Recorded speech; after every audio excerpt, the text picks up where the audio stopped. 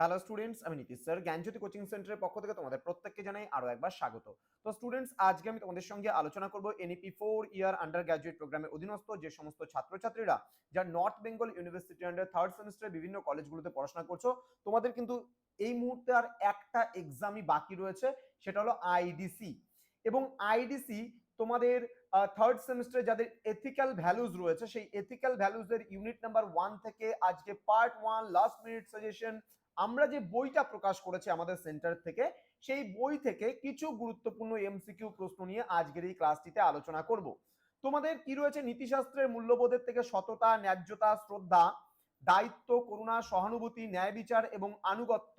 এবার এই পেপারটা থেকে তোমাদের কিন্তু সম্পূর্ণ এমসিকিউ ভার্সনে কিন্তু পরীক্ষা হবে এবং এমসিকিউ প্রশ্নগুলো 40 মার্কসের উপরে তোমাদের এই পরীক্ষাটা হবে, সবটাই এমসিকিউ থাকবে, ওএমআর শিটে পরীক্ষা হবে। সুতরাং বি কেয়ারফুল, খুব ভালো করে ওএমআর শিটে গোলগুলো করবে যেন কোনো রকম ভাবে ভুল না হয়। যারা আজকে ফার্স্ট টাইম আমাদের ইউটিউব চ্যানেলে ভিডিওটি দেখছো, তারা অবশ্যই চ্যানেলটাকে সাবস্ক্রাইব করে পাশে থাকা বেল আইকন অল প্রেস করে দেবে, যাতে নেক্সট টাইম থেকে কোনো ভিডিও আপলোড করলে তার নোটিফিকেশন তুমি সবার আগে পেতে পারো।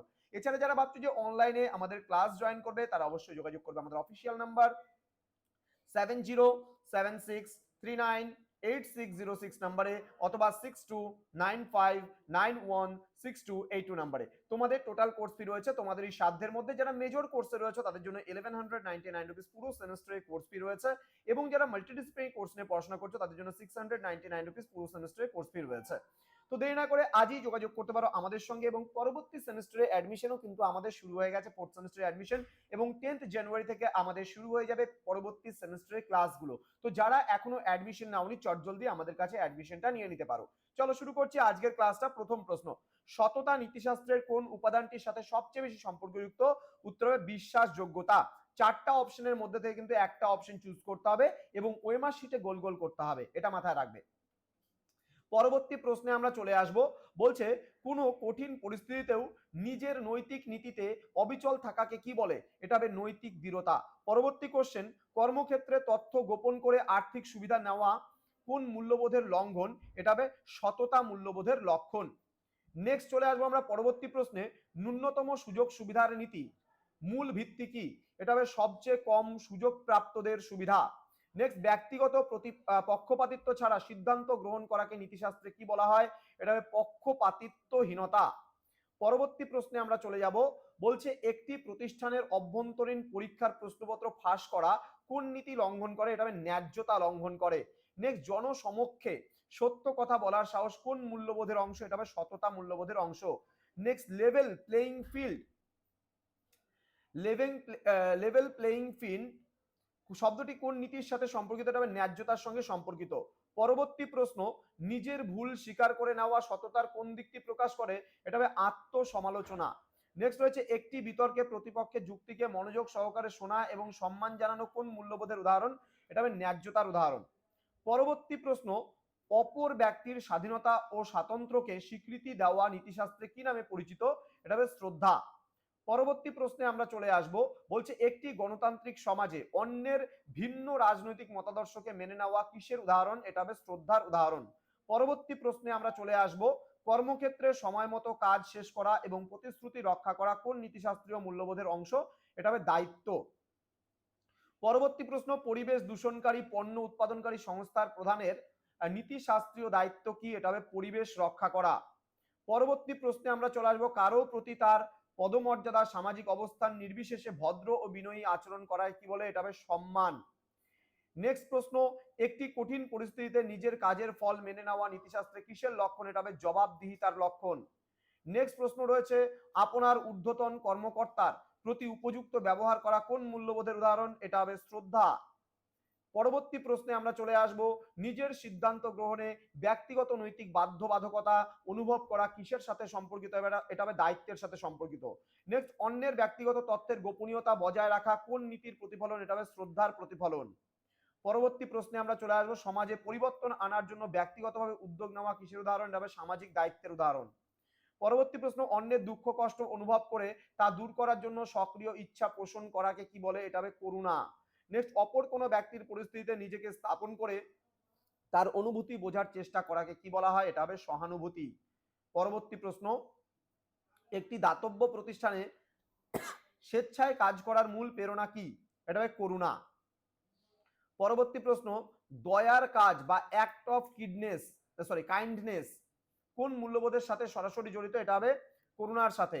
নেক্সট, একজন চিকিৎসক যখন রোগীর কষ্টের কথা গভীরভাবে শোনেন তখন তিনি কোন মূল্যবোধটি প্রকাশ করেন? উত্তর হবে সহানুভূতি। পরবর্তী প্রশ্নে আমরা চলে আসব, কি বলছে, অন্যের কষ্টের প্রতি সংবেদনশীলতা দেখানোর জন্য নিচের কোনটি প্রয়োজনীয়? এটা হবে কল্পনা শক্তি। নেক্সট প্রশ্ন, কোনো ব্যক্তিকে তার ভুল কাজের জন্য ক্ষমা করে দেওয়ার পিছনে কোন মূল্যবোধটি কাজ করে? এটা হবে করুণা কাজ করে। নেক্সট প্রশ্ন রয়েছে, একটি নৈতিক সিদ্ধান্তে সহানুভূতি কিভাবে ভূমিকা রাখে? উত্তর হবে অন্যের দৃষ্টিকোণ বুঝতে সাহায্য করে। নেক্সট, একটি সমাজে মানবিক উষ্ণতা এবং বন্ধন বজায় রাখতে কোন মূল্যবোধটি অপরিহার্য? উত্তর হবে করুণা। নেক্সট, সহানুভূতি এবং করুণার মধ্যে প্রধান পার্থক্য কি? এটা হবে সহানুভূতি অনুভূতি, করুণা হলো সেই অনুভূতি থেকে কাজ করা। নেক্সট, সমাজের সকল ব্যক্তির জন্য সমান অধিকার, সুযোগ ও সুবিধার নিশ্চয়তা দেওয়াকে কি বলে? উত্তর হবে ন্যায় বিচার। নেক্সট, আইনকে সঠিকভাবে প্রয়োগ করা এবং অপরাধীকে শাস্তি দেওয়া কিসের উদাহরণ? এটা হবে ন্যায় বিচারের উদাহরণ। নেক্সট, কোনো ব্যক্তি বা প্রতিষ্ঠানের প্রতি প্রতিশ্রুতিবদ্ধ থাকা এবং তাকে সমর্থন করে যাওয়াকে কি বলে? এটা হবে আনুগত্য। নেক্সট প্রশ্ন, একটি কর্পোরেট হাউসে প্রতিষ্ঠানের অভ্যন্তরীণ তথ্য বাইরের প্রতিযোগীকে দেওয়া কোন নীতির লঙ্ঘন করা? এটা অনুগত্য।